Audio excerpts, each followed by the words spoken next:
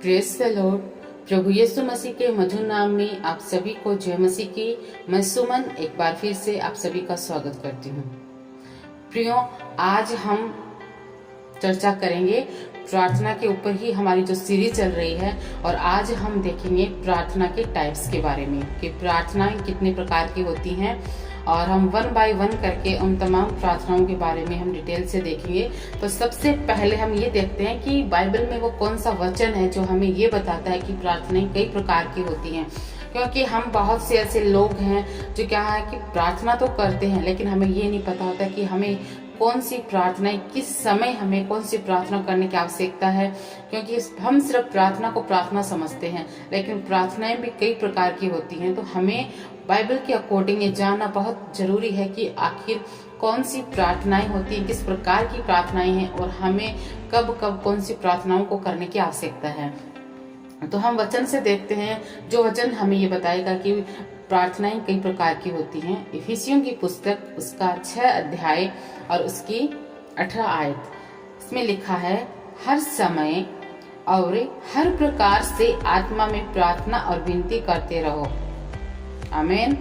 यानी हर समय और हर प्रकार से, यानी कि हर प्रकार से आत्मा में प्रार्थना, यानी ये वचन हमें बता रहा है कि हमें हर प्रकार से आत्मा में प्रार्थना करनी है। यानी प्रार्थनाएं जो कई प्रकार की हैं, और उन प्रार्थनाओं को हमें आत्मा में होकर करना है। यानी ये जो वचन है, आधार वचन है, जो हमें बताता है कि प्रार्थनाएं कई प्रकार की होती है। यानी हर प्रकार से, यानी कई प्रकार की प्रार्थनाएं हैं, तो हर प्रकार से हमें आत्मा में प्रार्थना और विनती करते रहो। तो आज हम देखेंगे सर्वोच्च किस्म की प्रार्थना, सर्वोत्तम प्रार्थना, एक ऐसी प्रार्थना जो सर्वोच्च किस्म की प्रार्थना है।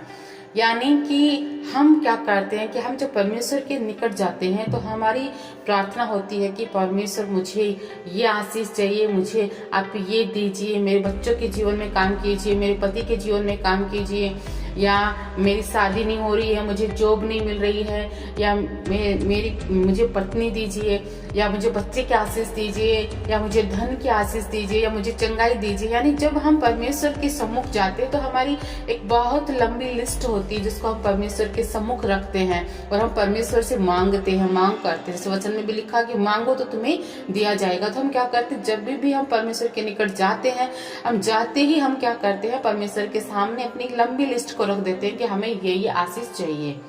तो यहाँ पे क्या करते हैं कि हम परमेश्वर से मांग रहे हैं, यानी हम परमेश्वर के सामने विनती रख रहे हैं, परमेश्वर से मांग कर रहे हैं।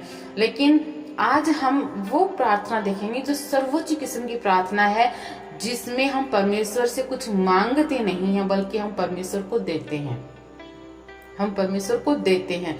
तो सर्वोच्च किस्म की प्रार्थना वो प्रार्थना होती है जिसमें हम परमेश्वर से कुछ मांगते नहीं हैं, बल्कि हम परमेश्वर को कुछ देते हैं। और उस प्रार्थना को हम कहते हैं आराधना करना, परमेश्वर की स्तुति करना, परमेश्वर को धन्यवाद देना। ये सर्वोच्च किस्म की प्रार्थना है जिसमें कि हम परमेश्वर को दे रहे हैं। हम वचन से देखेंगे कि वचन में ऐसी प्रार्थना का जिक्र कहाँ पे है। निकालिए आप प्रेरितों की पुस्तक उसका 13 अध्याय और उसकी 2 आयत। इसमें लिखा है, जब वे उपवास सहित प्रभु की उपासना कर रहे थे तो पवित्र आत्मा ने कहा, मेरे लिए बरनबास और शाऊल को उस काम के लिए अलग करो जिसके लिए मैंने उन्हें बुलाया है। तब उन्होंने उपवास और प्रार्थना करके और उन पर हाथ रखकर उन्हें विदा किया। आमीन। ये वचन हमें दिखा रहा है कि जब वे उपवास सहित प्रभु की उपासना कर रहे थे, यानी यहाँ पर चेले जो है वो फास्टिंग के साथ परमेश्वर की क्या कर रहे थे, उपासना, आराधना कर रहे थे, परमेश्वर की बड़ाई कर रहे थे, स्तुति कर रहे थे, धन्यवाद दे रहे थे। वो परमेश्वर से यहाँ पे कुछ मांग नहीं रहे थे, उनकी कोई लिस्ट नहीं थी, वो परमेश्वर के सम्मुख अपनी किसी बात को रख नहीं रहे थे। यहाँ पे वो परमेश्वर की उपासना कर रहे थे, यानी उपासना का मतलब है परमेश्वर की आराधना करना। वो परमेश्वर की स्तुति कर रहे थे, परमेश्वर की बड़ाई कर रहे थे, परमेश्वर की तारीफ कर रहे थे, और परमेश्वर के नाम को ऊंचा कर रहे थे। जब ऐसा माहौल हुआ तब क्या हुआ, वहां पे पवित्र आत्मा ने कहा,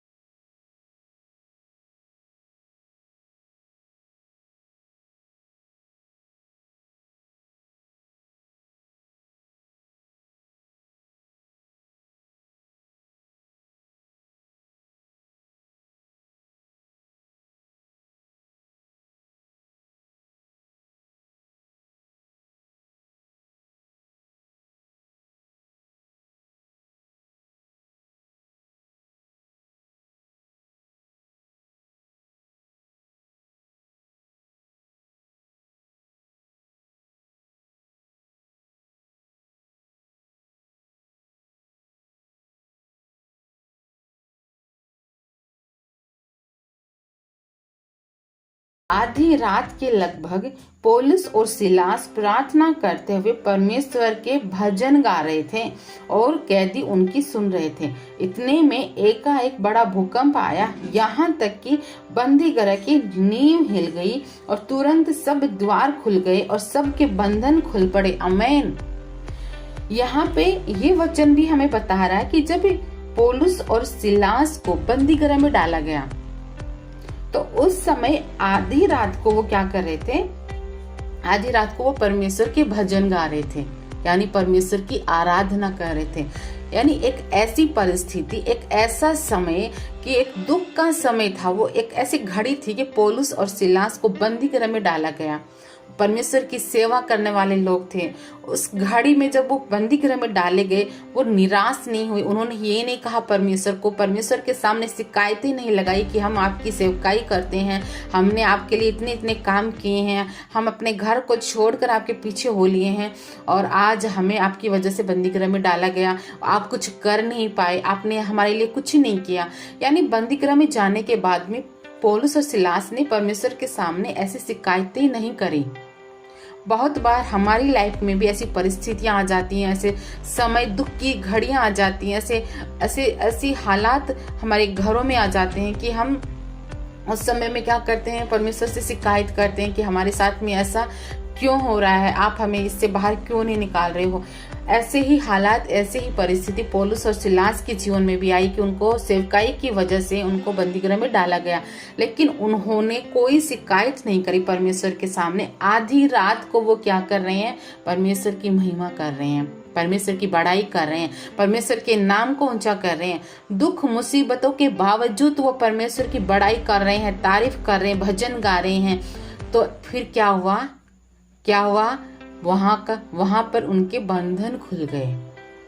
वहां पे एक बड़ा भूकंप आया, बंदीगृह की नींव हिल गई और तुरंत सब द्वार खुल गए और सबके बंधन खुल पड़े। प्रियो, ऐसा ही हर एक विश्वासी के जीवन में भी हो सकता है। जब वो दुखी है, परेशान है, परिस्थितियां उसके फेवर में नहीं है, वो फंसा हुआ है, गिर रहा है, हताश है, निराश है, अगर ऐसी अवस्था में अगर वो परमेश्वर के भजन गाए, परमेश्वर की आराधना करे, परमेश्वर को महिमा दे, तो उस अवस्था में परमेश्वर उसके बंधन भी खोल देगा, जिस प्रकार से पौलुस और सिलास के बंधन खुले। तो ये भी यहाँ पर भी पौलुस और सिलास परमेश्वर से कुछ मांग नहीं रहे थे, ना ही वो शिकायत कर रहे थे, ना ही वो कुड़कुड़ा रहे थे, बल्कि वो परमेश्वर को दे रहे थे, परमेश्वर की महिमा कर रहे थे, परमेश्वर के नाम को ऊंचा कर रहे थे। और उसी समय परमेश्वर ने क्या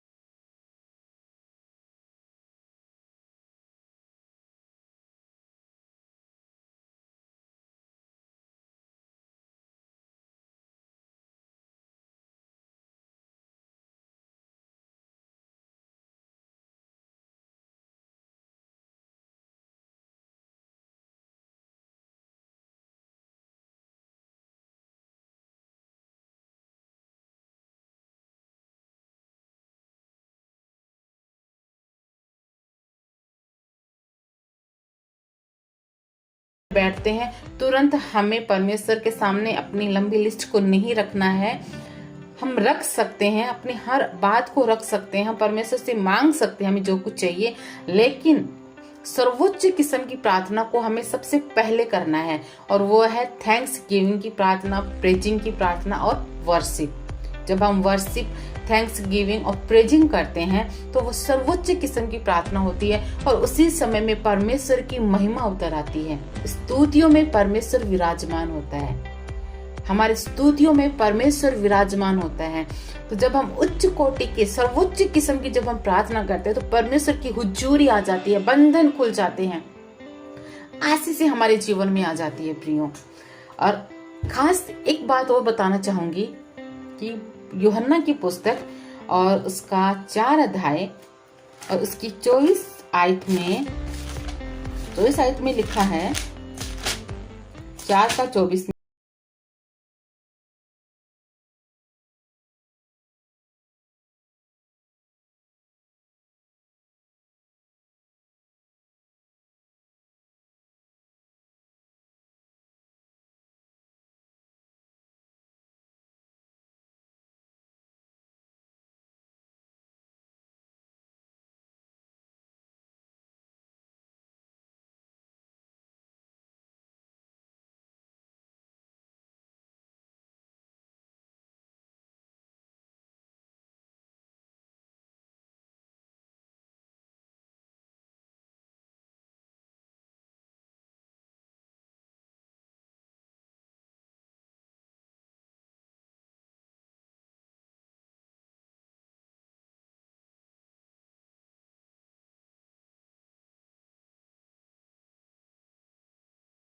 आकर और मन में बहुत सी बातें चल रही हैं कि उसने मुझे ऐसा कह दिया, उसने मुझे ये कह दिया, या किसी के प्रति हमारे मन में नाराजगी है, कड़वाहट है, किसी के ऊपर हम दोष लगा रहे हैं, या जब हम वर्शिप कर रहे हैं हमारा ध्यान भटक रहा है कि अभी मुझे ये काम करना है, बाद में मुझे ये काम करना है, यानी हम मुंह से तो हम वर्शिप कर रहे हैं, मुंह से तो हमारे मसीह गीत निकल रहे हैं, लेकिन हमारा जो मन है वो भटक रहा है।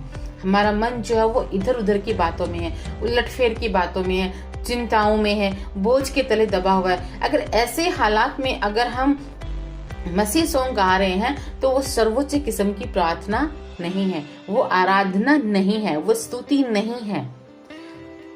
वचन में लिखा है कि हमें आत्मा और सच्चाई से आराधना करें।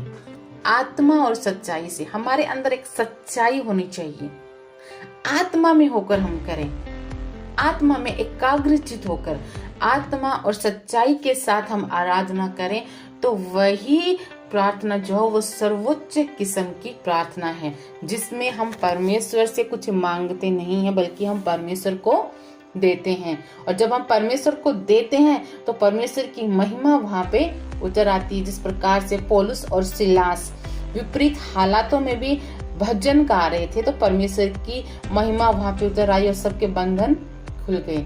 तो सर्वोच्च किस्म की प्रार्थना है आराधना, स्तुति और थैंक्स गिविंग। आज के इस वचन के द्वारा प्रभु आपको बहुत आयत से ब्लेस करे। और अगला टाइप्स जो है, सेकंड जो टाइप्स है वो हम अगले वीडियो में देखेंगे। और आज मैंने प्रार्थना का पहला टाइप बताया है कि सर्वोच्च किस्म की प्रार्थना आराधना, स्तुति और धन्यवाद। ये आज पहला प्रकार है प्रार्थना का, और दूसरा प्रकार हम अगले वीडियो में देखेंगे। तब तक के लिए गॉड ब्लेस यू ऑल।